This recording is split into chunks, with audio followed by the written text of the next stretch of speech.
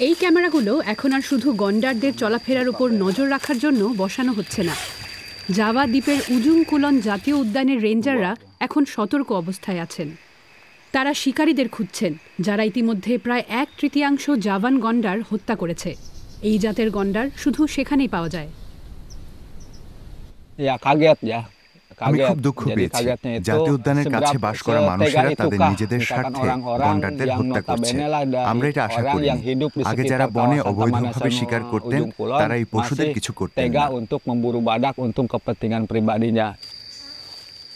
রেঞ্জাররা গত বছর জানতে পারেন যে উদ্যানের প্রত্যন্ত এলাকায় গন্ডার নিধন চলছে। এরপর পুলিশ শিকারীদের একটি দলকে আটকের পর রেঞ্জারেরা মৃত গন্ডারের অবশিষ্টাংশ খুঁজে পেয়েছিলেন। 2019 সাল থেকে 26টি গন্ডার হত্যার খবর পাওয়া গেছে। শিকারীরা গন্ডারদের শিং বার করে নিতেন, যেগুলো চীনের কালোবাজারে অনেক দামে বিক্রি হয়। গন্ডার শিকারীদের দুটি গ্রুপ আছে। একটিকে আমরা ধরেছি, এরপর মূল হোতাকে ধরা হয়েছে। এখন আমরা আরেক গ্রুপকে ধরার চেষ্টা করছি।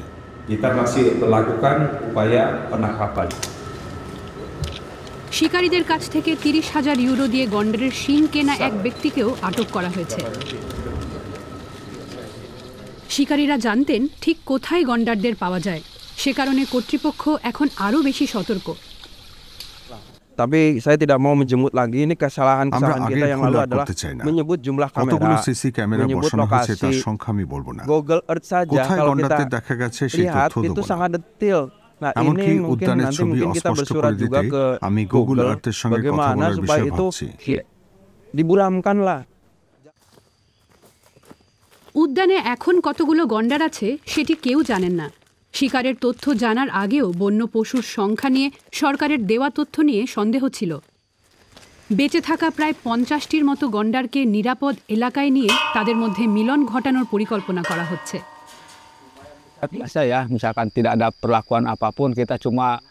এখন যতগুলো গন্ডার আছে তাদের টিকিয়ে রাখাই যথেষ্ট নয়, কারণ তাহলে 50 বছরের মধ্যে সব জাভান গন্ডার মরে যেতে পারে। এর কয়েকটি কারণ আছে। তারা একা থাকতে পছন্দ করে, আর একবার সন্তান জন্ম দেওয়ার পর আবারও সক্ষম হতে 5 বছর পর্যন্ত সময় লেগে যেতে পারে।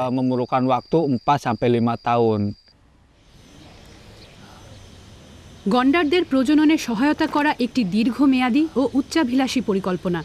স্বল্পমেয়াদী ব্যবস্থা হিসেবে উদ্যান কর্তৃপক্ষ নিরাপত্তা জোরদার করেছে এবং ড্রোন দিয়ে শিকারীদের খোঁজা শুরু করেছে। প্রায় 1,20,000 হেক্টর এলাকার উপর নজর রাখতে সহায়তা করছে ড্রোন।